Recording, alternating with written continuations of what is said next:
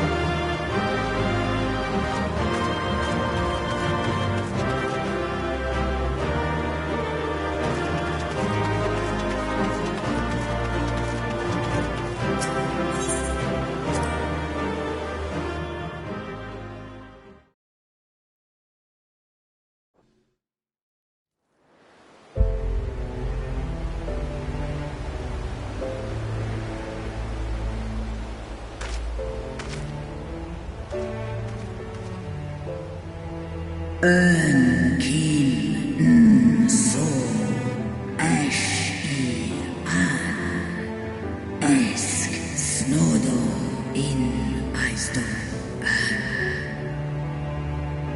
antal an in aisto antal afa snalosk I ash an dran mira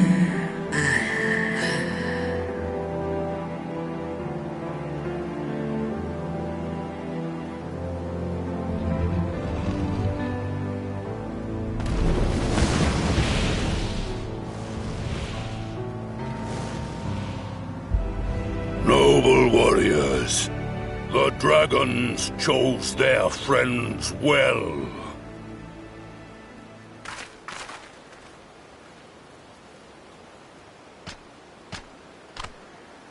Long have our peoples waged war, but no more.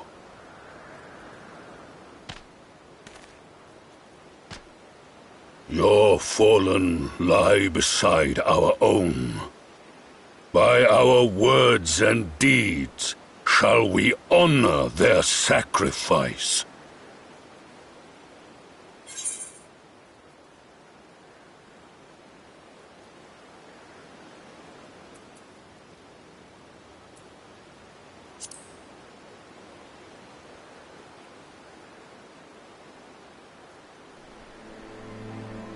The enemy of our enemy is our friend. And you have proven yourselves worthy of our trust. It is the Guardians who are deserving of our fury. I shall see that my brethren learn the truth of this day, and rally as many as possible to the cause, till we meet again.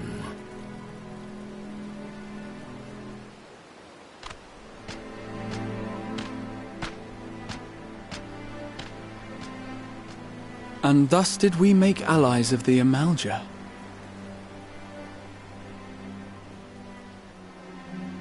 It would certainly seem that way. The Sultana will be pleased. Let's go and give her the good news, shall we?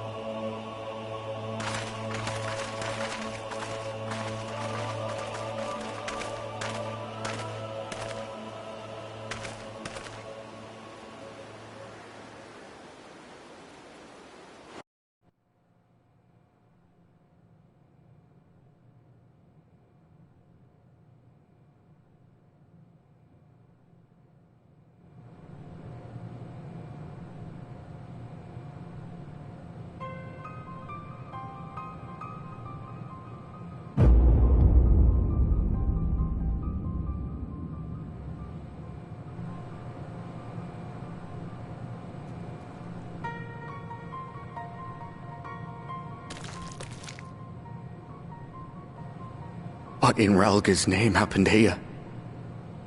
The gods only know. But you can bet these poor sods aren't here by choice. Quickly! We've got to get them free!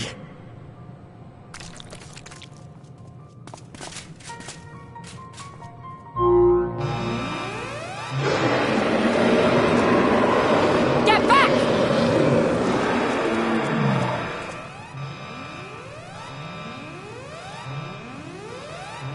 No!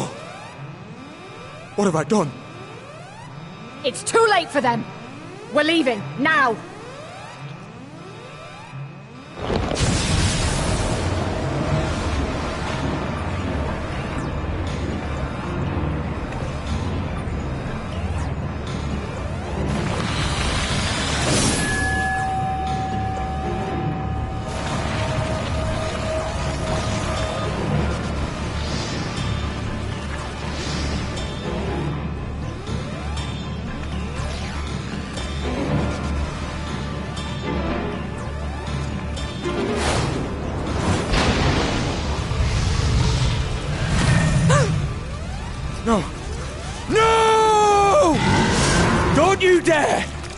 We came together and we're leaving together!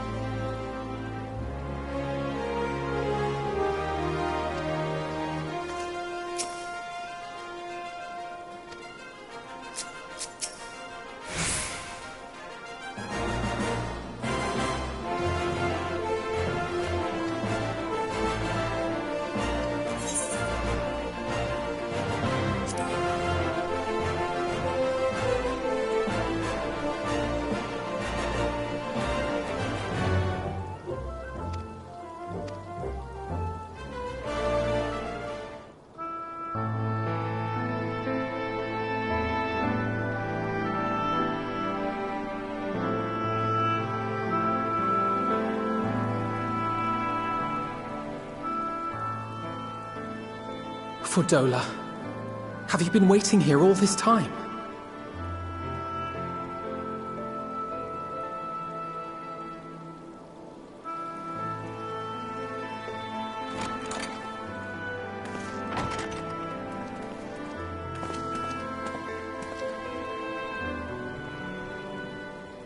We have done what we can. The rest is up to him.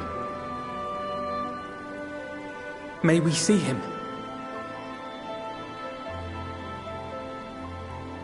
I do not think that wise. You must let him sleep.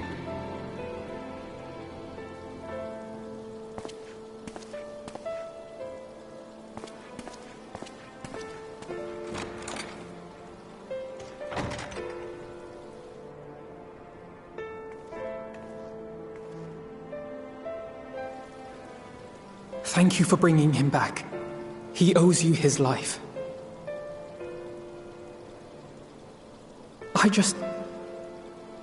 I just wish I had been there. Perhaps, I don't know, perhaps I could have... Could have what? Got tempered? Don't flatter yourself. You can't save everyone. No one can. Not even the warrior of bloody light. People die all the time, for no good reason. And those who take up the sword die quicker than most. If you're going to shed a tear every time a soldier falls on the battlefield, you'd best stay away. It's no place for the weak of heart. It may be that victory cannot be won without cost. But all life is precious, and I refuse to shrug at its loss.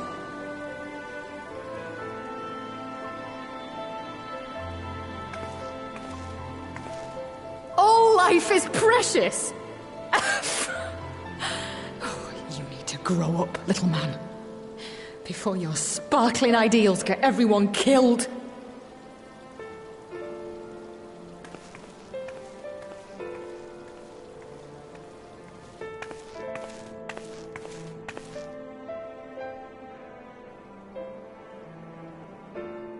You're right.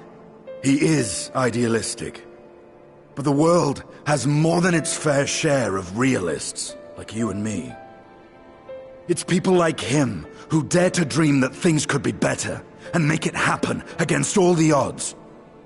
They are the ones whose names live on forever. The heroes. The battlefield's littered with would-be heroes. At this rate, you lot'll be next. And what'll become of your precious dreams then? They'll be gone. Like dust on the wind.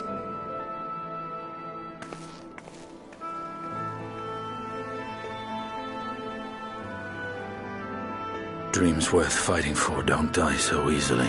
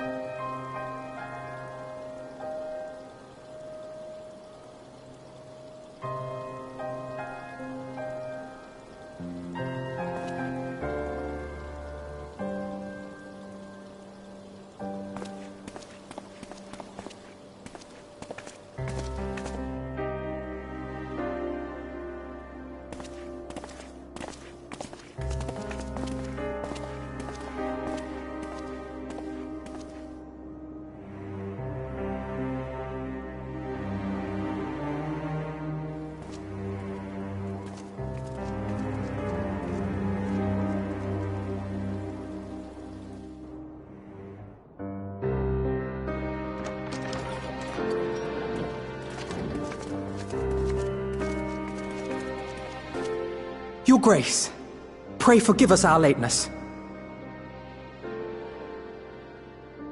Think not of that. I understand a close comrade of yours was wounded in the line of duty. Arenvold. It was at the Alliance's behest that he risked all, and we are grieved to hear of his condition. Rest assured, he will receive the finest care our chirurgeons can provide. On that you have my word. Now, we would share with you the findings of the mission. Pippin, pray relate to our guests the details of Fordola's account.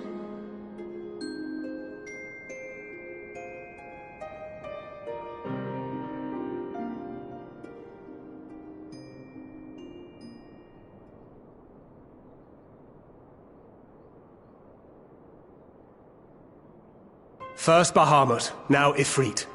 Or Lunar Ifrit, as Fan Daniel would doubtless have it. 'Tis now all but certain that the towers were conceived to facilitate the summoning of primals by those imprisoned within.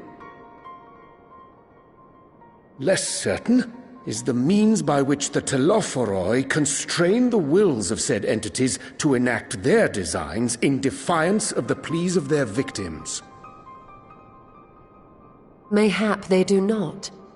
If mere proximity to the towers is enough to make loyal servants of the Empire's mortal enemies, it stands to reason that the same is true for those held captive. They invoke their gods for the good of Garlemald, and in their disturbed state of mind, summon a primal whose form reflects their own alteration. It all begins to make sense. Upon closer inspection, I realized that the towers bear a striking resemblance to a much larger structure which Urianger and I observed from afar during our visit to the Imperial capital. Assuming it too is capable of tempering those in its immediate vicinity, it would go some way to explain the swiftness with which the Telophoroi managed to rally so many Imperials to their cause.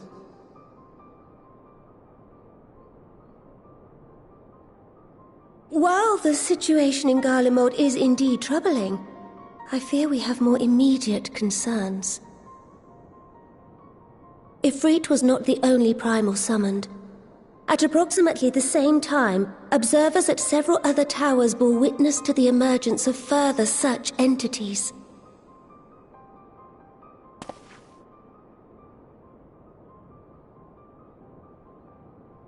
For a blessing, none appear to wield aught approaching the destructive power of Bahamut, and the Grand Companies are moving to deal with the threat even as we speak.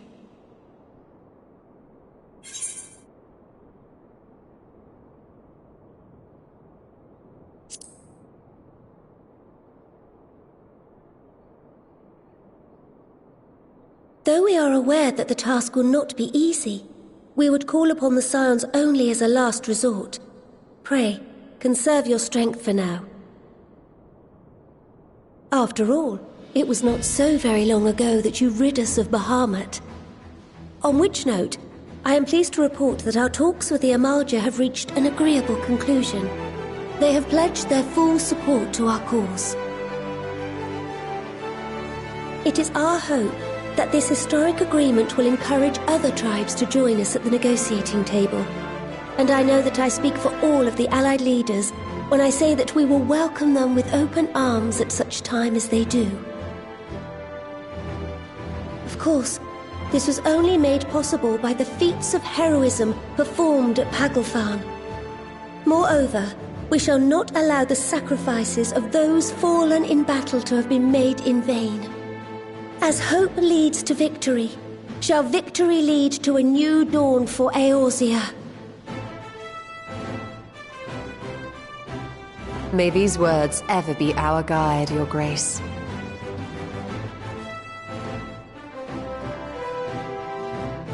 Now, if you will forgive me, I must consult with the Syndicate on the matter of our new allies' integration.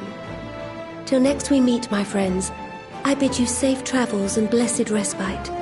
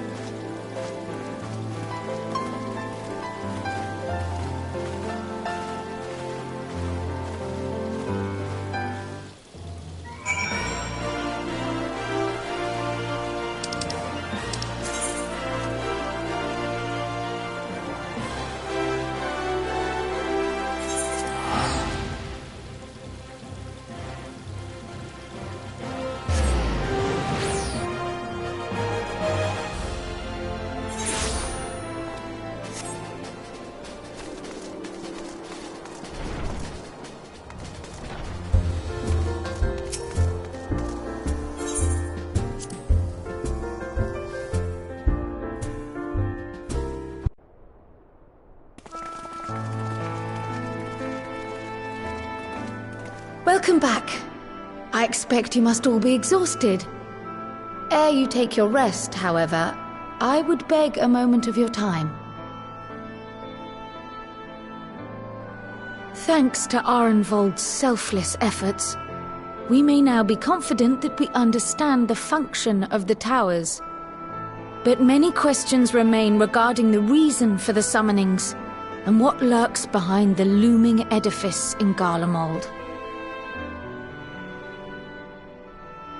Until such questions are answered, we will struggle to devise an effective strategy for thwarting the Telophoroi's stated aim. Nothing less than the destruction of this star. And so, given the gravity of the situation, I move that we petition the aid of Sharlayan.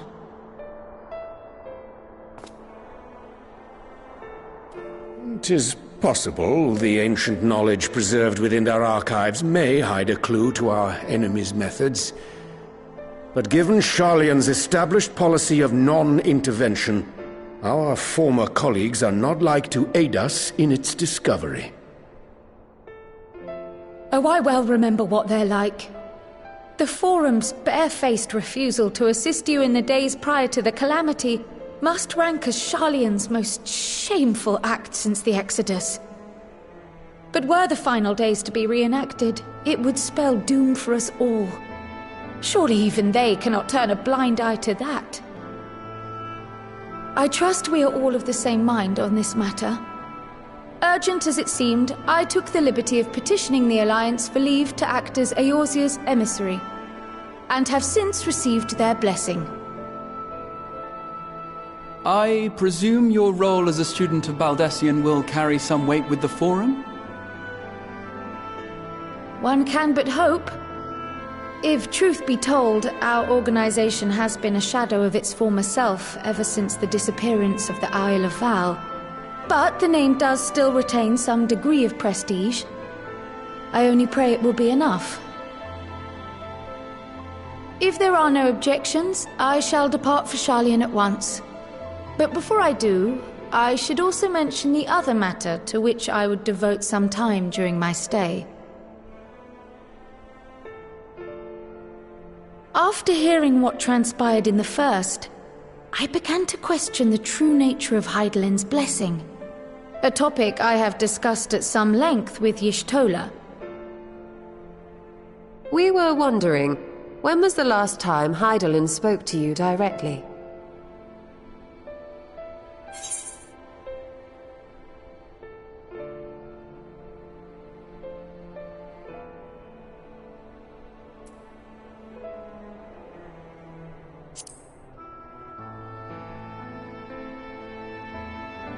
When Elidibus sought to make warriors of light. That was the voice which calls constantly, to all who might hear it. I spoke of direct communication, when Hydaelyn communed solely with you. A far rarer occurrence. History shows us that Hydaelyn is able to awaken the echo in her chosen, convey her will directly, and grant the blessing of light.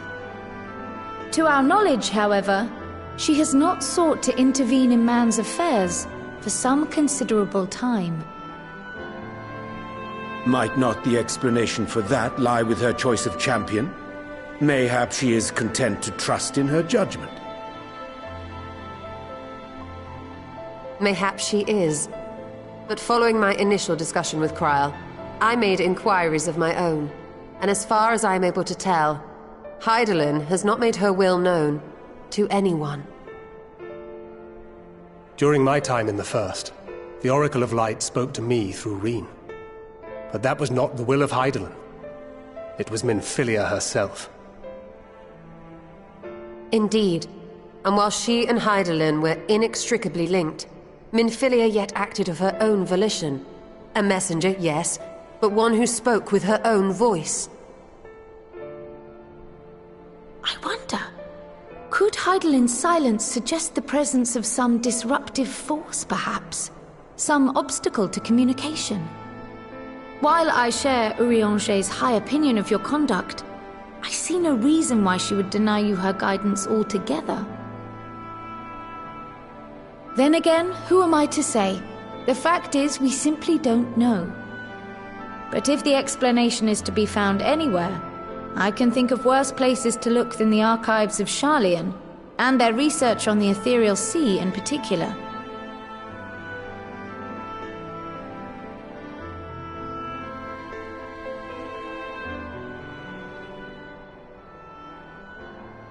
Resolved though I am to go, believe me when I say that I take no pleasure in the thought of leaving you a member short. Now, of all times. Estinian, we stand on the eve of a struggle that will decide the fate of this star.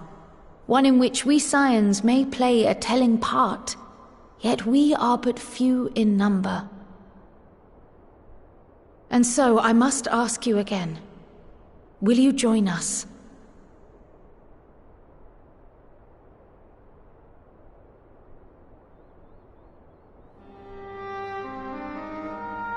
You see the world the way you want it to be. I see the world the way it is. You are idealistic to a fault. But I know you would never turn your back on those in need. Never close your eyes to their suffering. And somehow, your deeds lend truth to your words, giving the lie to my doubts in so doing. I have seen others draw strength from your belief. In Ishgard, in Alamigo, you inspired them to stand up and fight. To win, no less. And even when you lost those you held dear, you carried their spirit with you and made their memory your guiding light. The burden of so many hopes and dreams would be too heavy for most to bear.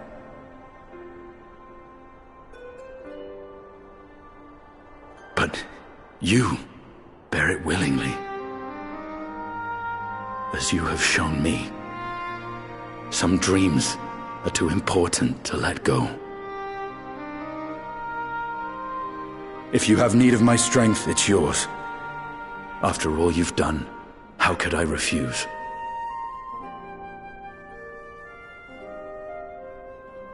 Thank you, Estinian. Whatever challenges await us, I shall not falter. You have my word.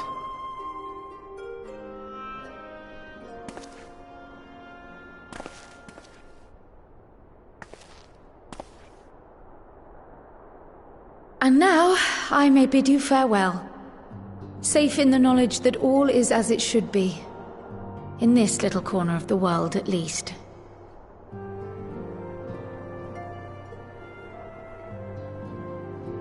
You will be sorely missed.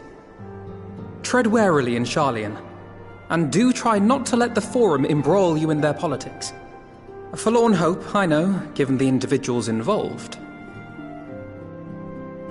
I shall do my very best. Farewell.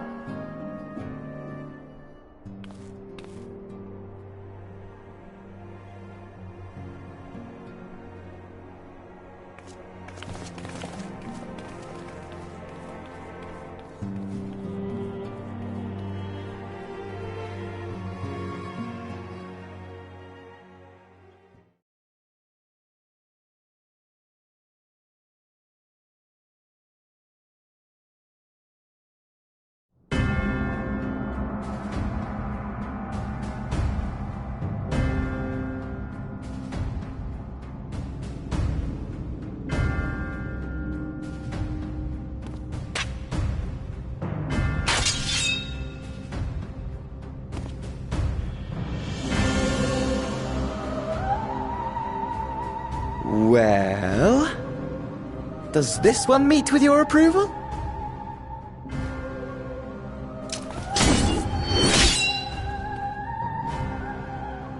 Apparently not. Or could it be that you're still upset about the dragons? You are unwise to remind me of so costly a failure.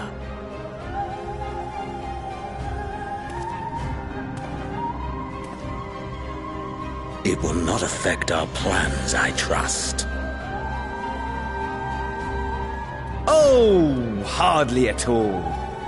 Though, admittedly, the chances of us being able to procure any more Mericidian dragons are rather slimmer following Tiamat's reappearance.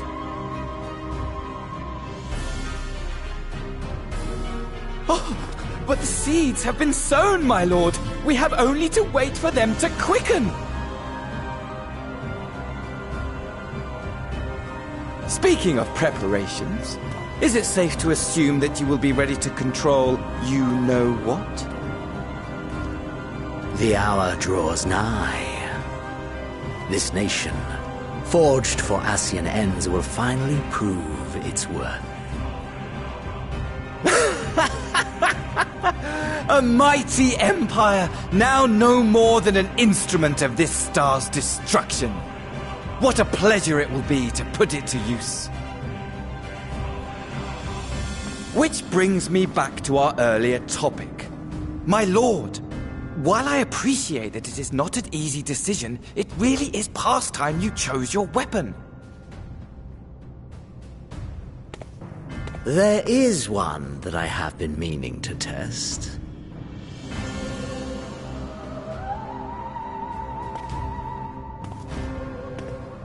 Well, well, not quite what I was expecting.